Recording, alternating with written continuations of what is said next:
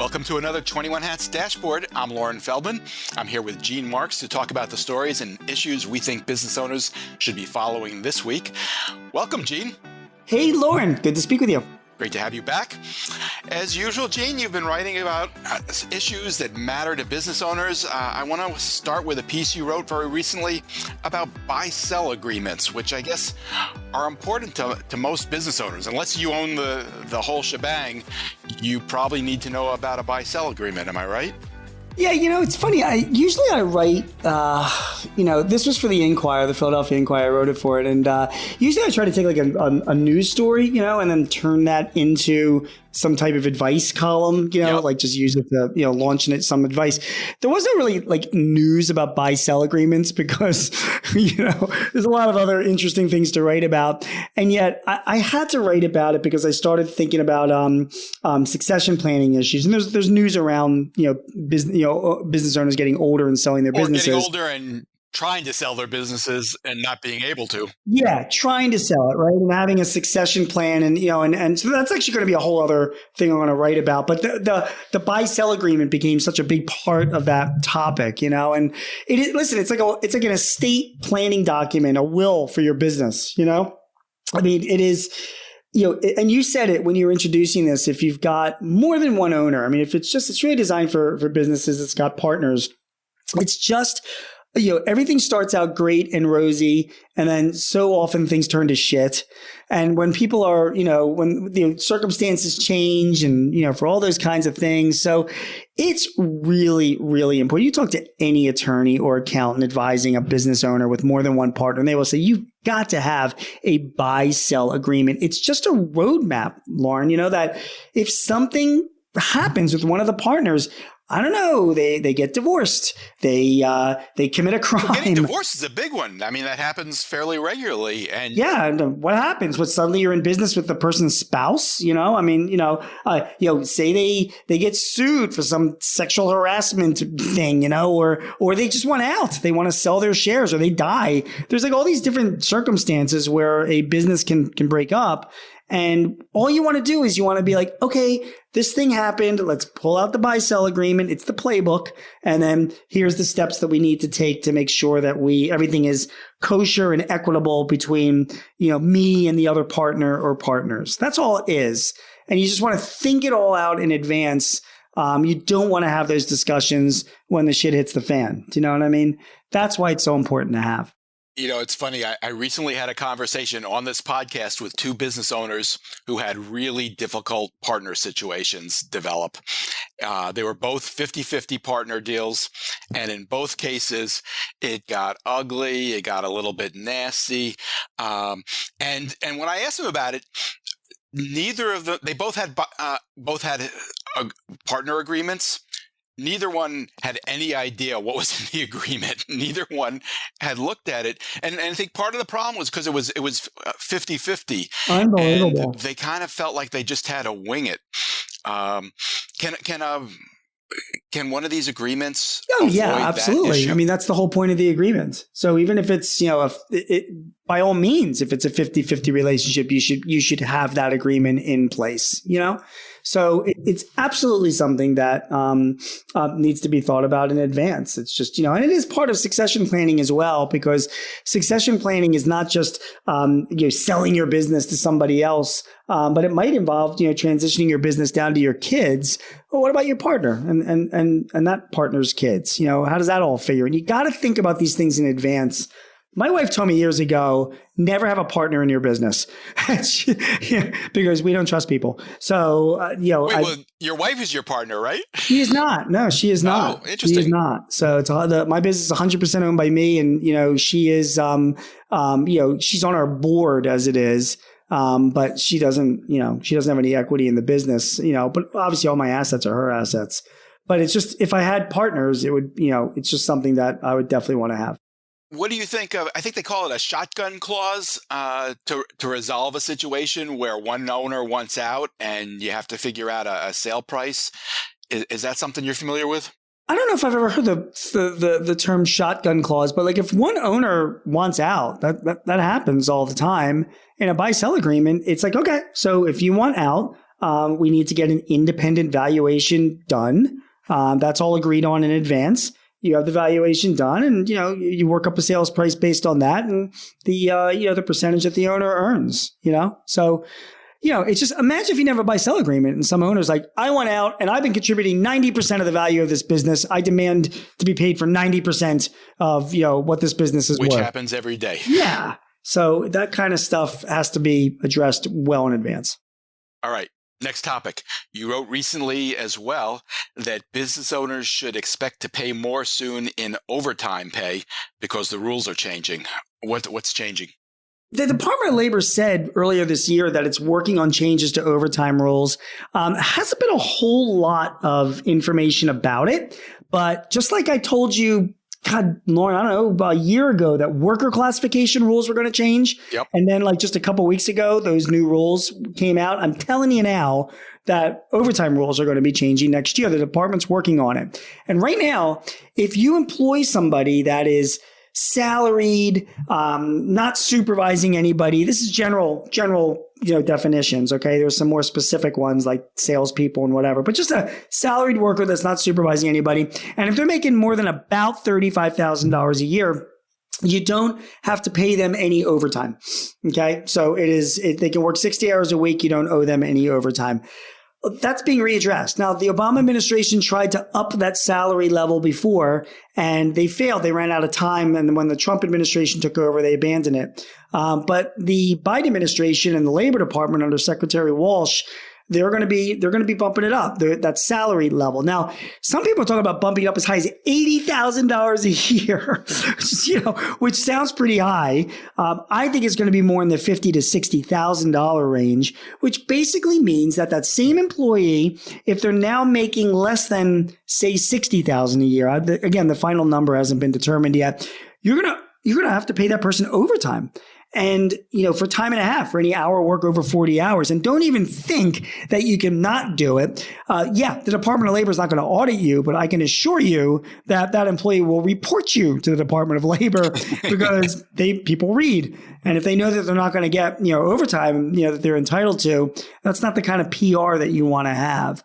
So this is an issue that's going to happen. You need to start thinking about it now if any of your employees are in that category. Especially if we're still experiencing a labor shortage. Correct. I mean, if you're in a labor shortage right now, listen, we have enough issues right now paying raises to our employees and finding employees and retaining them and all of that. Now this is going to be, I think, an added burden on a lot of small businesses because this will apply to all businesses, by the way. There won't be an exemption. Plus, the Department of Labor is also... No exemption, it's all businesses, no matter how small? All businesses. And the Department of Labor is also looking at maybe even readdressing some of the job responsibilities. They might redefine them, which would make more people entitled to overtime. It's just been it's a very pro-worker administration right now. And they believe that workers need more protections and more ability. They're not being compensated fairly. And the Department of Labor is going to step in and make some changes. The Obama administration wanted to raise it to about $48,000, but this was like 6 years ago. That number's probably going to be higher now.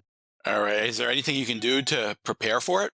Yeah. First of all, you need to make sure that you are in compliance with the current rules and that you've also made your short list of employees that might fall into that category of people that you're going to have to compensate for overtime and start thinking about it. Like, what are we going to do about those employees? I don't know. Maybe you turn them into hourly workers or bump up, be prepared to just bump up their salary above that limit so that you don't have to worry about overtime. It's just all there. I don't know. But you need to be prepared. And the first thing you want to do is make sure you're in compliance with the current rules. A lot of businesses aren't even doing that, and they should be. Do you know what the penalties are if you don't pay attention? Not specifically. I mean, it's like any violation of any federal rule. It's civil if it's just a mistake that you're making. But if it's determined that you're willfully averting paying overtime and violating the rules, it could be criminal. So but I don't know the exact amount of any fines or penalties. Worth paying attention to. It really is. All right, next. You wrote recently about the biggest challenge most companies face with their customer relations management software. What's the biggest challenge? So this comes after years of implementing CRM software, Lauren, and nobody uses it. It's like, you and I have talked about this kind of topic so many times, and it's so fascinating to me because it's such a powerful tool when it works right. But there's so many issues with it, including just getting people to use it. It's kind of amazing. It is really amazing. It's because it's not an accounting system. So like you don't need it to do invoices or cash receipts or payroll or, pay your vendors. So, but yet, the companies that use them really well get like a huge return on investment from them, but it's just making people use it. And say you've got a highly performing person, a salesperson, and they refuse to use your CRM system. What do you do? Do you fire that person just because they won't use the application? So it's a real challenge for a lot of my clients. What do you do? So that's what I outlined in the article is a piece that I wrote for Forbes. And I'm saying, listen, I just, you need to, obviously give them support. I mean, I have found in my lifetime of dealing with CRM clients that the users, they break down into three categories. You got the 20% of users who are power users and fantastic. You've got the 60% of users that are, with a little training, a little TLC, they'll be fine, And then you've got the 20% of users that can't even turn on their TV set, And so you got to focus on that bottom 20. Can they be helped? Yeah. I mean, the other thing is that you can't just, put a gun to their head or pound them in the back with a hammer. I mean, there's only so much people can do. So you have to meet people halfway. And I told the story in the column about one client of mine. I've told you, I forget if I told you the story before. They sell deli meats, and they had a bunch of old salespeople on their on their team, and the salespeople themselves, some of them were not using the CRM system, and they set up a voicemail box and they said, listen, you don't have to worry about sending in, your or updating the application. Just call and leave a message. And they had a college kid check the voicemail every night and key it into the CRM system. And it got them to where they wanted to get to. You know what I mean? That strikes me as a really smart solution. It's, kind of under the category of you can't get blood from a stone. If you have people that just are not going to do it, you need to find another way around it. In the end, it's all about getting the data, right? You need your reports, you need your analytics, you need your automation. But there are all these tools now. They're always talking about AI, just it can scan your email and fill out your CRM, and you don't have to think about it. That stuff doesn't work. Yeah, I mean it's getting there. It's getting there, but it is. Remember, a lot of the AI that it triggers workflows, but it triggers it off of data. I mean, you have to have data in the system to get it going. Do you know what I mean? So, AI works really well when you've got something in the system and then something's not happening or a deadline's coming up or some request comes in, about that data. Then AI can do a decent job of analyzing it and automatically responding or updating people or alerting people. But it's all about data entry and how do you get that data in and getting these guys using it? Well, like I said, you got to meet them halfway. So the deli meat people, there was a voicemail box. Other clients, they step up their support. I mean, they train a couple of administrators and they have the administrators diaper these guys and wipe their noses so that they do what they got to do to get the data into the system. You just have to empathize. I mean, there are people that are just not technology people, but they're very good salespeople and good service people. I know a few of those people. Yeah. So, okay, that's cool. We want you for sales. We do need our data. So let's see if we can come to some common ground. And that's what I've seen work pretty well. Well, the last topic I want to ask you about is very much related, which is kind of technology overload. It's based on a piece that ran on Bloomberg.com this week. It basically asked whether software productivity tools, it didn't refer specifically to CRM, but it was more about Zoom, Slack, Teams, that kind of thing. But all of it together, do those productivity tools actually help or hurt productivity? That was the basic question of the piece. I'm curious, you're an expert in this stuff. What do you think? It depends. How's that for an answer for you? I should have known. There are productivity tools that do help with productivity, and people will mention them. It is what I've seen is this proliferation of features and apps and and hardware developments and automation and AI and all that kind of stuff that professes to help people do their jobs quicker and better and faster and all of that.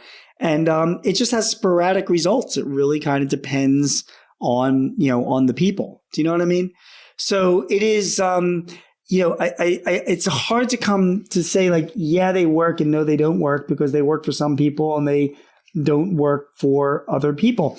I have some people that use the CRM systems that we implement, Lauren, and they really take advantage of some of the advanced features to help them do things automatically, auto respond to emails, or alert them when something becomes overdue, or or set up self responses if like a client calls in, and it works great. And then I have other people that just can't adopt to it. It doesn't help them, or they don't want to take the time to But even people who can, I mean, it's just the proliferation of apps. And part of it is, I think, some companies feel like they can't just make this decision for themselves because they have clients or vendors or whatever it is, and they sort of have to be on everything so they can deal with everybody, because these things aren't, they don't talk to each other. It's true. I remember what it was like when these tools didn't exist, and I don't want to go back to that. That said, it can really be a mess. There was a quote in the Bloomberg piece from someone who runs a digital marketing agency, and his quote was, "There are always messages going back and forth internally asking where different things are for different clients. Is it in a Google Doc? Is it on email? Is it in Dropbox? Is it in Slack?" It could be anywhere. They can't keep track of their most important information because people are using all these different systems. And in some cases, it's not really their fault. It's because that's what the client wants, and they feel like they have to do it the way the client wants. Is there an answer to that? There really isn't. But I think the best solution that I have for people is to change where they're spending their money. For the past decade or so, since the iPhone came out, we've spent all this money on apps and cloud-based, programs, because we're just eating the dog food that the tech companies are selling to us. Every client I talk to, Lauren, I mean, I'll use Microsoft as an example. Hundreds of millions of users of Microsoft Office. Everybody I talk to admits that they're using like 10 to 20% of what it does, So really in 2023, if you really want to try and improve your productivity, instead of investing in more software and hardware, invest in some training. Get an expert in whatever application or platform that your company is using, and have that expert point out to you all the things that you could be doing to improve productivity with that application that you're probably not. And then pick and choose what you think makes sense and have them train you and your team and your employees to make the best use of it. When I speak about technology to different groups, I was just in Florida yesterday speaking to a bunch of credit union managers about technology. I pointed out like 8 things in Microsoft Office that they didn't even know existed. There's like real-time translation, and you can set up multi-factor authentication on an individual document, and they have a walkie-talkie feature now. People don't even know that exists, And I said, you already have Office. You're paying for it. It's like you're driving around in a car that has air conditioning, but you're not using it because you don't know where the button is, Do you think those 8 things are really useful to most of their clients? That's up to them to decide. And that's a great question. And so what my advice was, the best I could say is, listen, hire a Microsoft consultant, pay $1,000 or whatever, get them in there for a day or two, have them review your Office system soup to nuts and how you're using it, and then make recommendations what you could be doing that makes the most sense for you. Maybe using the walkie-talkie isn't really good for you guys, but using the internal video capabilities that it has could really improve, productivity in the company. Let that consultant make that recommendations, and then you say as a group, yeah, I like that. Come on back here and train us how to use it so we can really get at more of the system we have. So stop buying the technology and the software and the applications. We've already subscribed to it, so we're stuck. But these vendors want us to keep using it. Push your vendors to come out and teach you how to use the stuff you already own better. It's in both of your best interests to make sure that you're using these applications as good as you can be. Jade, I think that's the Gene Marks column I want to read. It's like, these are the features you are already paying for that you should be using. And obviously you can't know for every reader, but you could go through the features that you know about that aren't generally getting the use they should, and tell us who they make sense for. Done. I want that column. It's a great idea. It is a great idea. I mean, I can put that column together, and I'm making a note to write about that as well. I'll pick Office because there's so many users, but this applies to G Suite and Slack and Box and all of these platforms. But I can pick on Office and say, like, here's 10 things you probably even know you own in your Office system and you're not using them. And here's what they do. But then my takeaway is going to be, I don't know what's best for you, but I'm sure some of these are. So get an expert in and invest in them because you're already investing in It'll make the point. Even if you don't hit the ones that are right for a particular reader, they're going to understand that there's stuff going on here that they might want to look into. That is correct. And then, and the message is get some training, man, get some consulting so that you can use what you've got that much better. And, it's just kind of irresponsible not to do that. Do you use Slack? I'm only part of a Slack group for my squash, not business. Because you use Teams. I use Teams. Yeah, we're an office. We're an office thing, and we're using 10% of what Team does. I mean, we're just as guilty as everybody else. Interesting. You need to hire someone to look at that, Gene. I know. I need to set up and do that. And by the way, just speaking as a business owner myself, I'm like, I've got all these other things to do. Maybe we're fine with Teams. It's okay. You know what I mean? And yep. I shouldn't have that attitude because I'm sure if I spent a few hours with somebody who really knows Teams, I would walk away from that conversation saying, Jesus, Chris, I can't believe I've been doing it this way all this time. We could be saving so much time doing it that way. You know what I mean? The thing is, it doesn't really address the issue that Bloomberg raised. It's in a way, it's compounding the problem by giving people more options, more things that they should be doing. I mean, for me, even something as basic, when I've worked for companies that have Slack and email, there are people at the companies that only use Slack, and there are people at the companies that only use email, and it's just you can't remember where stuff is. You can't remember, who to have a conversation with where. It drove me crazy. I hated that, and I have no idea what the answer to that might be. Yep, I agree. There is no real answer, but there has to be an answer. It just depends. But the answer is going to depend on what you want to be using this application for. But I don't think there's a single one of your listeners that would disagree that they're underusing the platform they have. I'm sure that's true, especially if it's true of you. Oh, yeah. Gene Marks is a CPA who writes weekly on small business for The Guardian, The Hill, The Philadelphia Inquirer, The Washington Times, Forbes, and Entrepreneur. You can also hear him on ABC Radio's Eye on the World with John Batchelor. Gene hosts 2 small business podcasts with Paychex Corporation and The Hartford. Thank you, Gene.